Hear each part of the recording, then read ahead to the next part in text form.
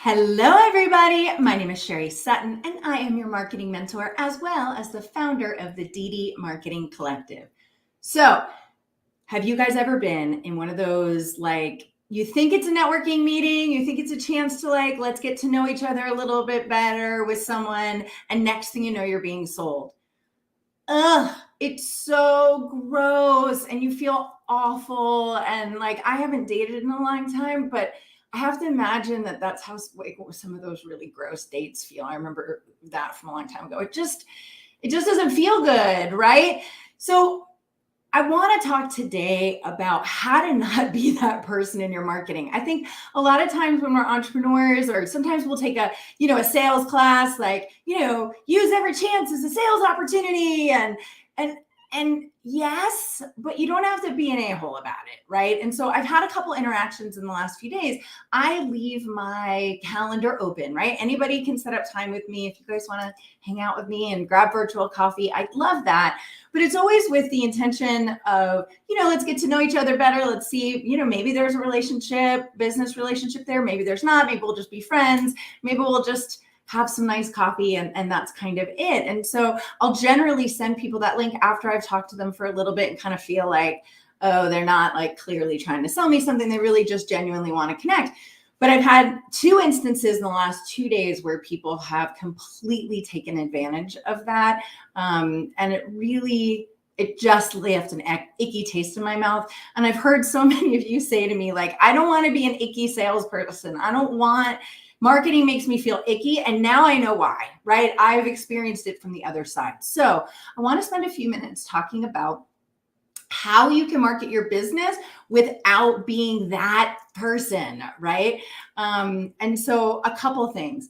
One, yes, I tell you all the time, make sure that, especially early in business, but really your whole business, you want to get in front of as many people as possible, as long as they're in your target audience. You want to tell them what you do, and you want to make them offers. I want to clarify that statement a little bit more, right? So you do want to get in front of as many people as possible, especially, obviously people in your target audience. You do want to tell them what you do, but you only want to make offers. You want to make offers in a way that's very soft, that's very non-pushy, and allow the conversation to evolve as it's appropriate. Often when you say, hey, I'm a marketing mentor, people will say, oh, that's cool. Tell me more about that. I'm in business. I hate marketing, right? Then I have an opening to talk to people. If I introduce myself to someone, they say, what do you do? And I say, oh, I'm a marketing mentor. And they go, oh, okay, cool. Where do you live?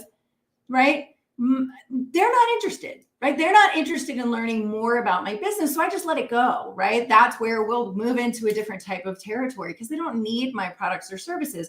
That's not the time for me to go, so you need any marketing services? How can I help you, right? Allow the relationships to unfold in a way that's appropriate. If you want to try to make offers to people, the thing that you could do is say, in that case, hey, I'm Sherry Sutton, I'm a marketing mentor. If you ever need any help with your marketing, I'd be happy to, I'd love to hang out and chat about it. That's plenty. That's all the offer that you need to make. You don't need to go into, hey, I have this product line. I really want to show you a demo. And, can I get another 15-minute call with you and my boss to you're not being invited. Make one small statement about what you do, right? Hey, I would love to help you out with your marketing if you ever need it. If they show interest, then yes, have that conversation. But if you're not invited to have that conversation, they're not interested in that conversation. And any more that you push is going to feel icky to them. And frankly, you're going to lose the opportunity for a referral down the road. So I just want to make sure that when I say get in front of as many people as possible, right? Get in front of as many people as possible in your target audience, right? tell them what you do and make them offers, that make the offer needs to be something very, very subtle. And then if the conversation evolves, it evolves. And if it doesn't, it doesn't. You need to be able to walk away and be okay with that, right? You need to be able to say, okay, this isn't my person, right? This person isn't going to buy from me. Like, that's totally cool for me. I'm good with that. Maybe they'll refer me somewhere else, right? And then, even at the end of the conversation, you're going to say, hey, if you know anybody, who needs marketing, we're going to talk about that here in a minute, but you can say like, hey, if you ever know anybody, please, keep me in mind. Again, something very small, something very subtle. Don't be pushy. That's super important. So that's my first point, was clarifying around making offers when you meet new people. So the second thing is, you should always be in a mood of service. And we talk about this a lot when we're talking about writing content, but it's true in every aspect of your business, and especially when you're meeting with new people. So if you meet someone and, you're starting the conversation, what do you do? What do you do? I always try to go to a place of asking them more questions and letting them talk more than me. You want to be of service. Are there ways that I can help you? What do you got going on in your business, right? And always come at it from a mood of, is there a way for me to help this person because they're looking for that help, not how can I get my agenda across to this person to make sure that they buy? So it's a flip, right? You're flipping that switch. You're not going into a conversation saying, okay, what can I get out of this? You're going into that conversation saying, how can I connect with a new person and be of service to them? You may be of service just by being their friend that day. You might be of service by selling a product. You might be of service by, just giving them some encouragement that day, or sharing stories about how hard it is to be an entrepreneur. You never know what that is, but coming at it from a mood of service, you will always have that kind of genuine, authentic connection that will lead to sales, not maybe with that person, but certainly with other people. So always come to all of your meetings with a mood of service, and all your marketing, really, your whole business, but particularly when you're meeting with people. All right, my third point is, if you are asking someone to meet with you, right? So you meet somebody online, you kind of connect, right? You start having a little bit of a dialogue. And I advise people to do this, right? You meet someone in a networking group, you friend them on Facebook, you send them a direct message. If there seems to be some sort of a connection, then or certainly if they ask you about your business and say that they need help, then of course, set up coffee with them. But if you're setting up time with someone, please don't do it under the pretext of friendship or camaraderie and then turn it into a sales call. So I'm going to give you two examples. This happened to me yesterday and the day before. So, and I guess you rarely hear me complain, but maybe these are a few. But I also just want to give you the illustration because I don't want you to be doing these things. So the first one, this woman and I met somewhere on a group. We started chatting, had a nice little conversation. She said she was a wellness entrepreneur. And, she's like, oh, I just love meeting other people, on Facebook. And I'm like, great, why don't we grab virtual coffee? It'd be great to get to know you a little better. So I get on the call with her, and she spends the first 20 minutes telling me she's a yoga teacher and all this stuff. So we're talking about yoga, and she lives in Austin, and we're going to, so we spend 20 minutes talking about all of that stuff. And then all of a sudden she goes, so my online business is blah, blah, blah, blah, blah. And I want you to, I really want to talk to you about setting up a demo with my boss to show you the system. And I was like, what? Like, you never told me anything about this business before. You just spent 20 minutes talking to me about how you're a yoga teacher. And now there's like this whole other thing that you're talking to me about. And so it actually was kind of an interesting product. And this is going to get to my next point.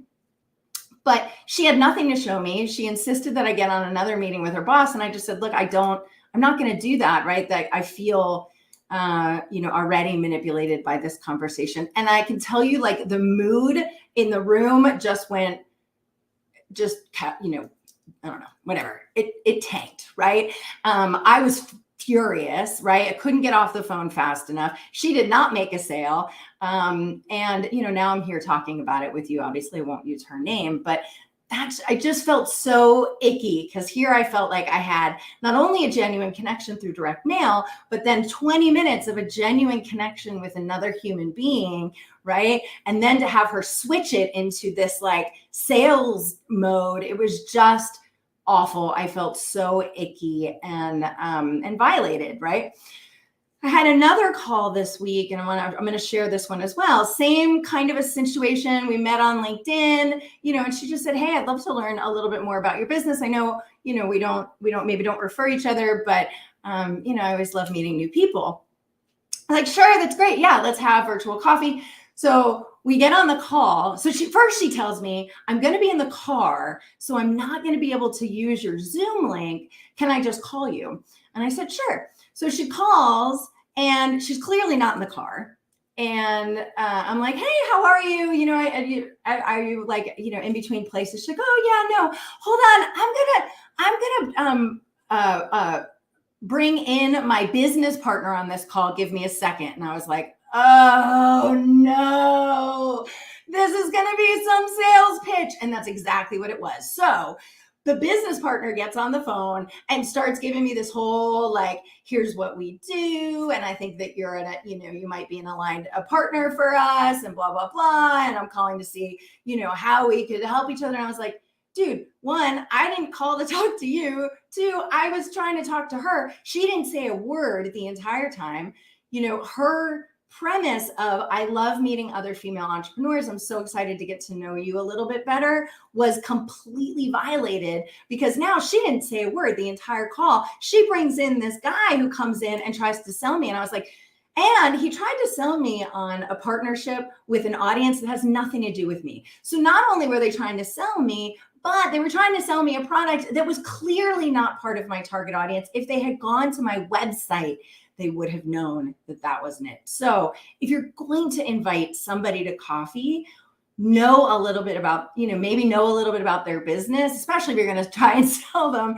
But also if you're asking somebody to coffee, just be really, or to a meeting or whatever, be very clear about the reason why you're doing it, right? Just say up front, "Hey, I've got this great system. I think it would be really great for people like you. I'd love to meet with you, learn a little bit about your business, and show you my product."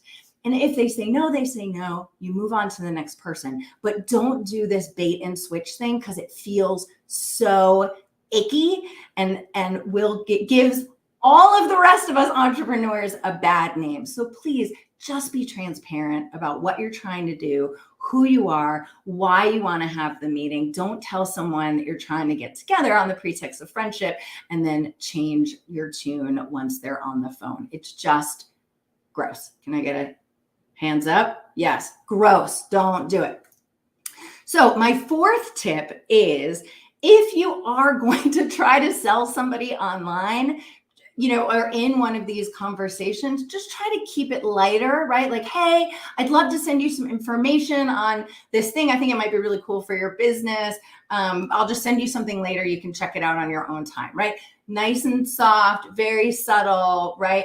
And then have something that you can send to them. This one woman who I met with this week, I said, "I'm happy to look at your system. Just send me a demo or send me to your website." She's like, "Well, we don't have a website. We don't have a demo. And you have to get on the phone with my boss for 20 minutes. And I was like, "No, I'm not getting on the phone with your boss for 20 minutes. You've already baited and switched me." So make sure that you have some sort of information that you can send to people. Because if you remember, we've talked about this in other lives, there's this funnel, right, of people when they come in and they're at awareness, then they go to consideration, then they go to decision. The amount of time and information they're willing to give you, you need multiple stages in that process. So to go directly from awareness to, "I need to get you back on another phone call where where now you're going to be clearly sold on a product," it's nice to have something in between. So something else. So, "Hey, I've got a call. If you're interested, head over to my website. You can learn a little bit more information. Then we could talk again and talk about how we might implement this in your business. If it's not, if it's not a great fit, no problem. I'd love for you to refer me another time," right? Or, "Hey, if it's not a fit, no worries. Tell me more about your business. How can I help you?"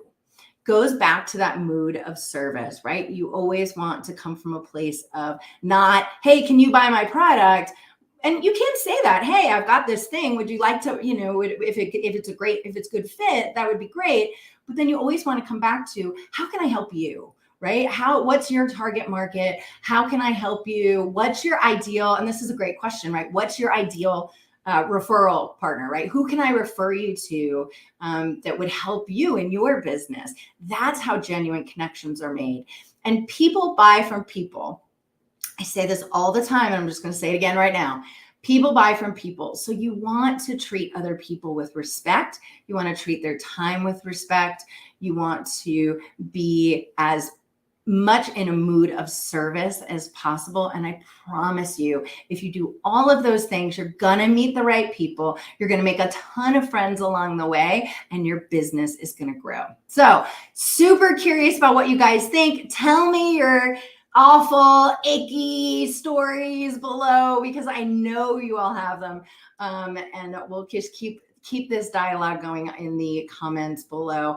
I have one other story. So I was in college actually, and somebody from high school sent me a note and said, oh my God, we'd love to have you guys over for dinner. Haven't seen you in a while. And so we go over for dinner and we sit down and we're like, oh my God, so excited, right? And I hadn't seen them for a couple of years since high school. And we sit down and they've got the Amway brochures, right? Like, I don't even know if Amway is a thing anymore, but they've got it's a multi-level marketing, and they've got the brochures out, and they start like pitching us, and we're like, what is happening right now? And then they're like, okay, so, all you have to do is write us a check for whatever it was, like $1,200 today. And like, then wouldn't let us leave. They were like being super, and we must've been one of their first sales calls.